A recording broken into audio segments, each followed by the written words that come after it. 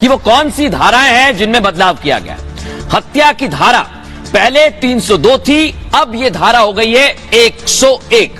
धोखाधड़ी आमतौर पर आम बोलचाल में धारा 420 थी, लेकिन अब ये हो गई है धारा 316।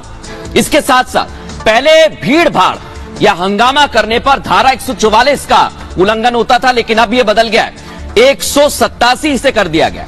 एक और धारा बदली गई है, देश के खिलाफ षड्यंत्र रचना। धारा 121 थी, अब इसे धारा 145 कर दिया है। इसके साथ साथ दर्शकों, देश के खिलाफ जो भी गतिविधियां होती हैं उसके लिए धारा 121A थी, लेकिन अब इसे धारा 146 कर दिया गया है। मानहानि का मामला धारा 499 के तहत आता था दर्शकों, लेकिन अब इसे 354 कर दिया गया। ये बदलाव हुए हैं। राजद्रोह का कानून जिसमें धारा 124A लगती थी, लेकिन अब इसे धारा 150 कर दिया गया है। यानी ये बदलाव किए गए हैं कानून में। और सबसे बड़ी और अहम बात यह है दर्शकों कि जब इस मामले को लेकर बदलाव हो रहे हैं तो इस मामले पर वकील का क्या कहना है और पूर्व डीजीपी बृजलाल क्या कुछ कह रहे हैं, अब आपको वो भी सुनवाते हैं।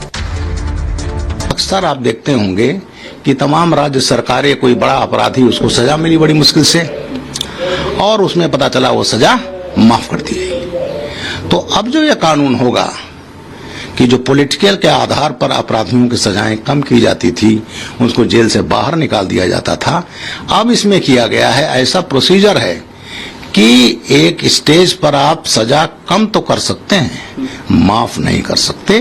तो जो राजनीतिक रूप से दुरुपयोग होता था वो उसका दुरुपयोग नहीं होगा। और इसमें पूरे इस एक्ट में अमृतकाल है आजादी का, तो इसमें डिजिटल इंडिया की छाप है और इसमें दंड नहीं। इस जो एक्ट में परिवर्तन हो रहे हैं इसका मकसद न्याय देना है। कुछ हद तक कानून बदला गया है, कुछ उसको छोटा किया गया है, कुछ पुराने जो प्रावधान थे, प्रोविजन थे जो अब अप्लाई नहीं होते तो उनको हटाया गया है। सेडिशन है उसको बदला गया है कुछ हद तक घटाया गया, कुछ हद तक उसकी इंटरप्रिटेशन अभी हमें पता लगेगी। तो ये मुद्दे आए हैं। Organise crime, organise criminal activity जैसे मकोका में लगता है, उसके कोई प्रोविजन इसमें ले आए गए हैं। करप्शन के, भ्रष्टाचार के लिए आए गए हैं, और साथ ही टेररिज्म के भी कुछ प्रोविजन लाए गए हैं।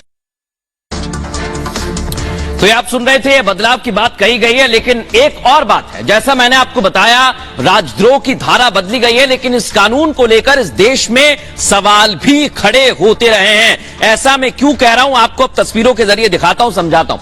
ये दो शख्स जो आपको नजर आ रहे हैं, ये एक्टिविस्ट रहे हैं, ये डॉक्टर कफील हैं। लेकिन बड़ी बात यह कि इन लोगों पर जब धारा लगाई गई तो अभिव्यक्ति और लोकतंत्र का हवाला भी दिया गया, लेकिन अब इसमें भी बदलाव कर दिया गया है। राजद्रोह की जो धारा है दर्शकों, उसमें क्या बदलाव किया है, कैसे बदलाव कर दिया गया है, आइए आपको सुनवाते हैं और समझाते हैं। सबसे पहले आपको बताते हैं, जो राजद्रोह की धारा है कानून ने उसे खत्म कर दिया है। भारतीय न्याय संहिता से राजद्रोह हटा दिया गया है। ब्रिटिश काल का राजद्रोह अब खत्म कर दिया गया है। पहले आईपीसी की धारा 124A में यह आता था, अब धारा मैंने आपको बताई है 150 के तहत आरोप तय किए जाएंगे।